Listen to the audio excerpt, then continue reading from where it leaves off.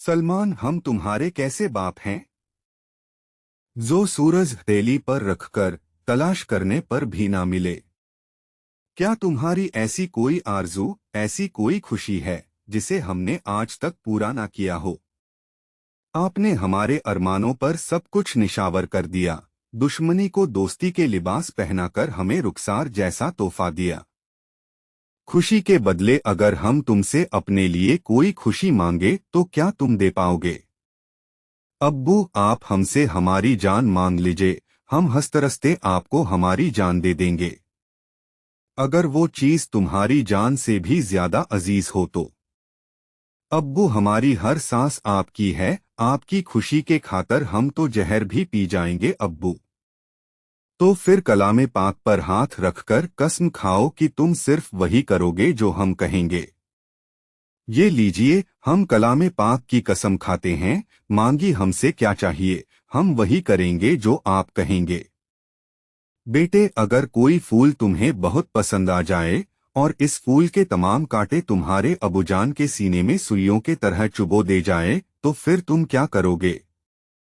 अब्बू, हम उस फूल का ख्याल अपने दिल से निकाल देंगे।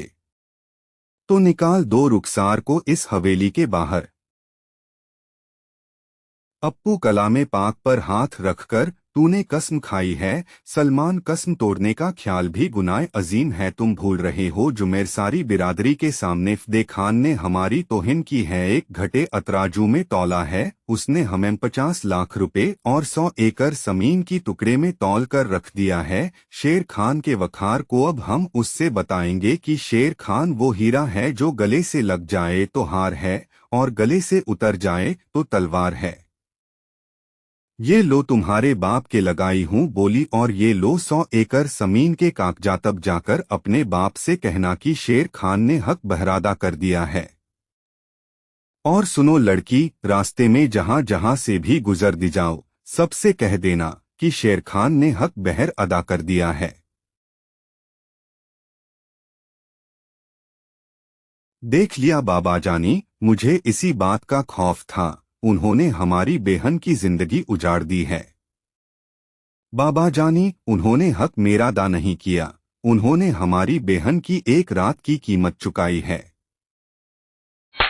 खबरदार, फिर कभी ऐसी बेहुदा बात अपनी जबान से निकाली तो जबान काट कर हाथ में दे दूंगा।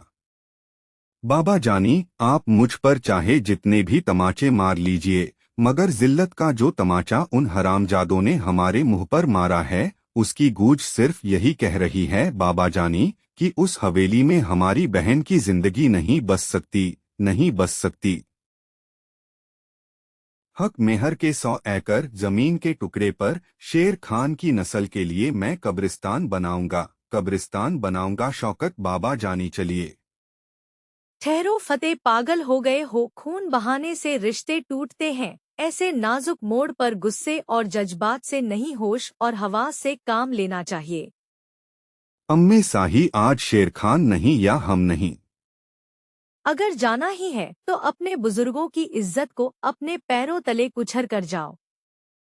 शेर खान, बेटी के रिश्ते कांच का खिलौना नहीं होते जिनसे दिल बहल गया और तोड़कर घर के बाहर फेंक दिया। मेरी बच्ची ने ऐसा कौन सा गुनाह किया था जिसकी तुमने उसे इतनी सख्त सजा दी।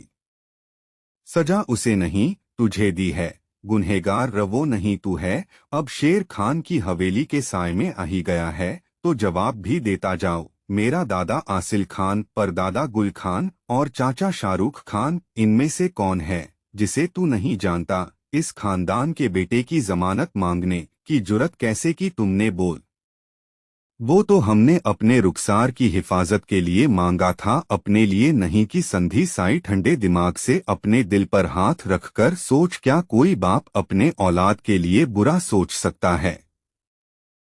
बुराई तेरी सोच में छुपी हुई थी और खोट मैं उसी दिन समझ गया था। फतेह खान, तूने सोचा कि 50 लाख रुपए और 100 एकड़ जमीन के नीचे दबकर शेर खान दफन हो जाएगा, खामोश हो जाएगा, बारात लेकर वापस लौट जाएगा। तूने मेरी जिलरत देखनी चाहिए। अपनी बेटी के लिए मांगने का हमें हक था। तेरा जो हक था हमने अदा कर दिया, अब जा जाकर हमारी दी हुई जमीन पर ट्रैक्टर चला, उन नोटों के तके बनाकर चैन की नींद सो जाग, भी अपनी लाडली बेटी को जमीन दिखा तो कभी उसे नोटों के गटियां सूंगा। उसके बाद तुझे एहसास होगा कि हक मेहर मांगकर बेटी की जिंदगी किस तरह महफूज हो जाती है। मैं अपनी बेटी के रास्ते में पड़े हुए बेशुमार कांटों को तो मैं अपने दामन में समेट लूंगा, लेकिन तेरे रास्ते दहकते हुए अंगारों से भर दूंगा। इतनी बुलंद आवाज में ना बोल, इतनी बुलंद आवाज में ना बोल। आवाज तो तेरी एक दिन में बंद करूंगा और फिर तुझे मेरी बेटी से माफी मांगनी पड़ेगी।